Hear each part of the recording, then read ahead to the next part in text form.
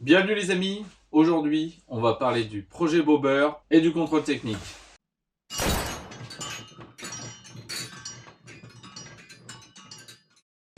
Alors voilà, il y a peu de temps, j'ai acheté une Kawasaki 500EN de 1995. Je l'ai acheté pour 500 balles, vraiment pas grand chose.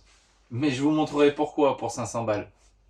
Alors cette Kawasaki EN, qui est pour moi l'ancêtre de la Vulcan, elle s'est déclinée sous pas mal de versions. Il y a soit les jantes à rayons comme moi, des jantes à bâton, il y a des différences sur les réservoirs, je crois qu'il y a même des différences, il me semble, sur certaines fourches.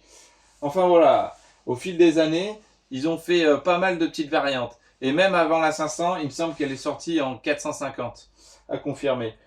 Euh, alors certes, ce moteur-là, pour faire un projet bobber, eh ben, c'est sûr que c'est pas le plus esthétique. On va peut-être préférer la Honda Shadow ou la Suzuki Intruder, qui sont des bicylindres en V. Ce moteur-ci, tout le monde le connaît. C'est le 500 qui est dans la GPZ. C'est aussi le 500 qui est dans la ER5, qui à l'époque équipait la majorité des auto-écoles. Et effectivement, ça peut peut-être manquer un petit peu de coupe ou de charme. Mais on va avoir une vitesse plutôt stable et plutôt confortable. Alors pourquoi une Kawasaki 500 EN? Ça fait un petit moment que dans ma tête, j'avais envie de faire un autre projet. Les petits projets de Transalp ou d'autres cafés racers, tout ça, ça me manquait. Même si c'est plus trop à la mode. Alors je m'étais dit, si je tombe sur une occasion vraiment pas chère, ça me permettrait de satisfaire mon envie de bricoler. Et bon, comme je regarde régulièrement Le Bon Coin, est apparue une petite Kawasaki EN à 500 balles, à côté de chez moi, ni une ni deux. Je suis parti avec le camion et je l'ai récupérée. Alors cette moto, elle démarre. Hop.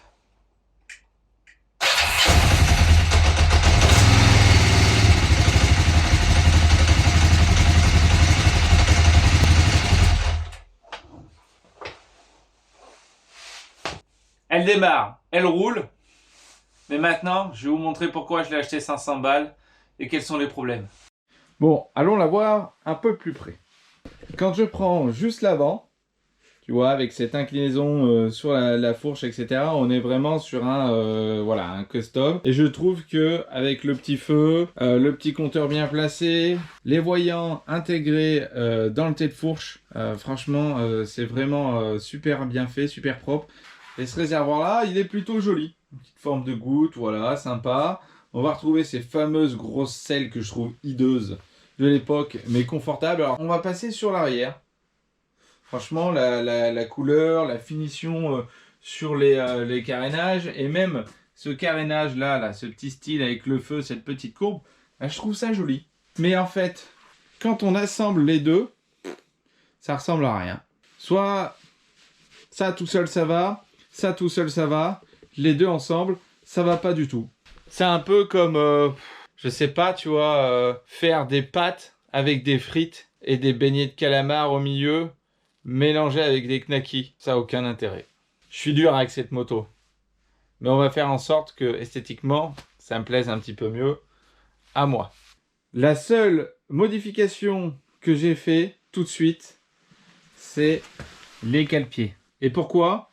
Bah, tout simplement, vous avez vu, il manque le cale-pied à l'arrière, il était passé à l'avant, la moto est tombée et les cale-pieds ont cassé. Sur tous les boobers que j'ai eu, j'ai jamais eu de marche-pied et j'avais vraiment envie d'avoir un marche-pied.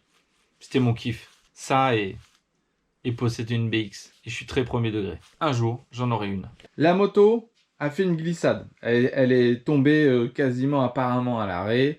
Il n'y a pas grand chose de griffé. En premier lieu, en fait, ce petit clignotant là qui est abîmé. Alors, il tient plus parce que je pense qu'il manque la vis. Si on mettait la vis, je sais pas si ça tiendrait. Et si on regarde cette jolie forme là, hop, elle est venue parfaitement s'intégrer ici, dans le réservoir. Mais l'avantage, c'est qu'on braque mieux maintenant, quoi. Est-ce que ça va rester comme ça? Qu'est-ce qu'il y a eu d'abîmé encore? Le pot d'échappement ici. Est-ce qu'on peut voir un petit peu dessous?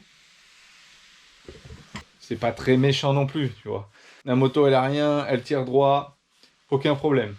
Alors, normalement ici, là où il y a le trou, il y a une serrure. Et cette serrure, elle permet quoi?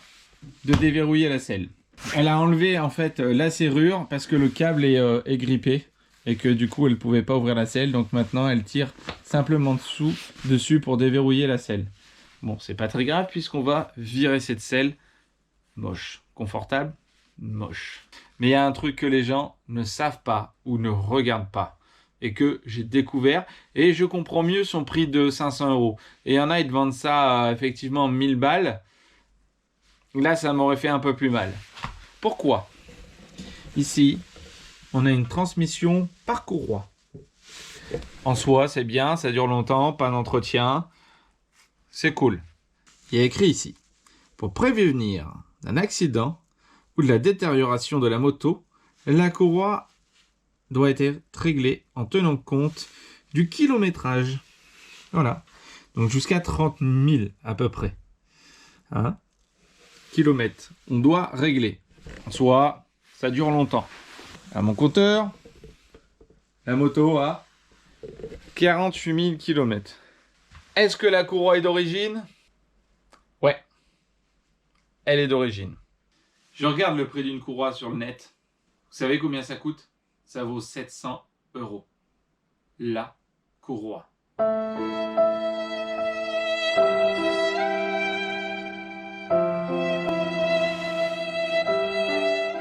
C'est quand même une chose à laquelle il faut faire attention. On va acheter cette moto, on est content, on l'a pas eu très très cher, mais la courroie est plus chère souvent que le prix de la moto. Donc avant d'acheter ça, renseignez-vous pour savoir si la courroie a été faite. Et je vous rassure, dans la majorité des cas, elle n'est pas faite parce qu'elle est trop chère et dure à trouver. Celle que j'ai trouvée, je vais la faire importer si je la prends des États-Unis et elle va me valoir un peu moins de 700 balles. J'ai déjà commencé à amasser des pièces. La première, la selle de torture. Ça, je pense que mon fessier, il va pas du tout apprécier. Alors effectivement, la moto, je vais la modifier. Mais je vais tenir compte du contrôle technique s'il passe au mois d'avril. Et je vous rassure, ça ne me ravit pas du tout. Mais le projet, c'est de pouvoir la modifier, de la passer au contrôle technique. Et si elle passe au contrôle technique, je lui paierai sa petite courroie à 700. J'arrive pas à le dire. Donc la première chose que je vais faire, c'est de virer cette selle moche. Et rajouter la torture. Mais au moins, elle est esthétique. Il va falloir que je fasse attention, parce qu'il y a des choses qu'on ne peut et qu'on ne peut pas faire, a priori de ce qui est déjà à peu près sorti. Par exemple, je ne peux pas la monter en tout rigide. Voilà, donc les customs qui sont montés en tout rigide, il va falloir sûrement remonter les amortisseurs. Ça, c'est quelque chose qui ne passera pas a priori. Techniquement, ça ne pose pas de souci. Si on veut raccourcir ou couper le cadre de sa moto, on va pouvoir couper après l'amortisseur, ce qui va ne gêner en rien la géométrie de la moto d'origine. Donc soit il y en a même, ils refont une petite boucle, ou soit ils bougent, pas du tout. Moi je pense que je vais refaire une petite boucle, ça sera plus esthétique et même ça va un petit peu, je pense, renforcer, même si ici il n'y a pas de poids et ça ne joue pas non plus sur l'équerrage du cadre. Les pneus, eux, ils vont rester de la même taille que l'origine, à l'arrière ainsi qu'à l'avant. Ce qui fait qu'en fait, tout ça, techniquement, ça passe. Ça reste d'origine. Le feu, je pense qu'à l'arrière, le feu, les clignotants, ça, c'est encore un truc, je sais pas. Normalement, je pense que dès que c'est voyant, est-ce que ils vont nous embêter sur des pièces qui sont vendues, mais pas aux normes? Ça, on verra bien. Pour l'instant, ils n'en parlent pas, donc je pense pas qu'ils vont s'amuser à aller vérifier tous les clignots. Je pense que tant qu'il a une taille convenable, qui fait son droite-gauche, on va peut-être pas aller nous embêter plus loin. Et je pense pareil, la plaque.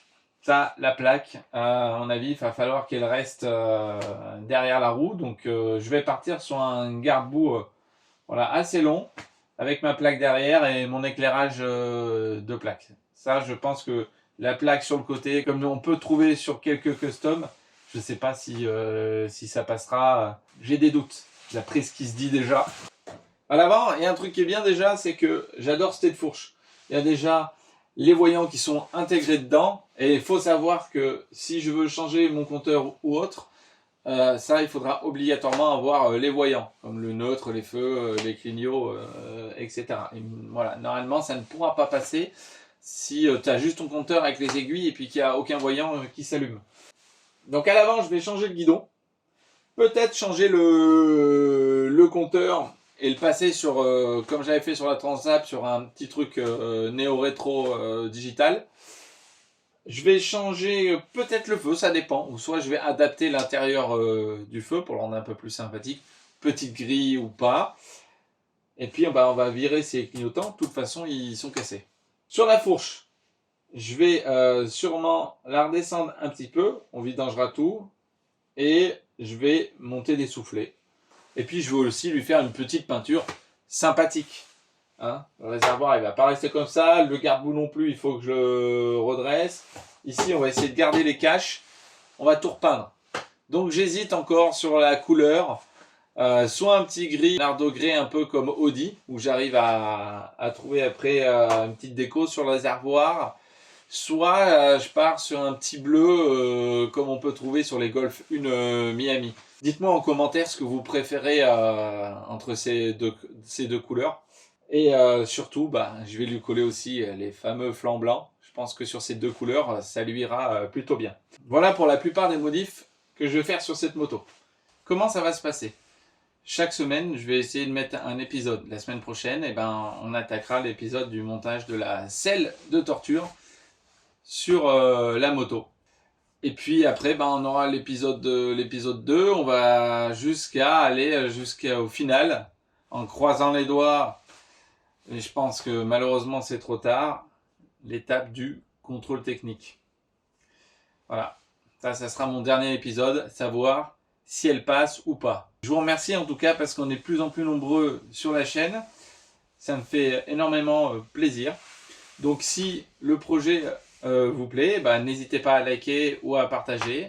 Et puis nous, on se retrouve la semaine prochaine pour le début des hostilités.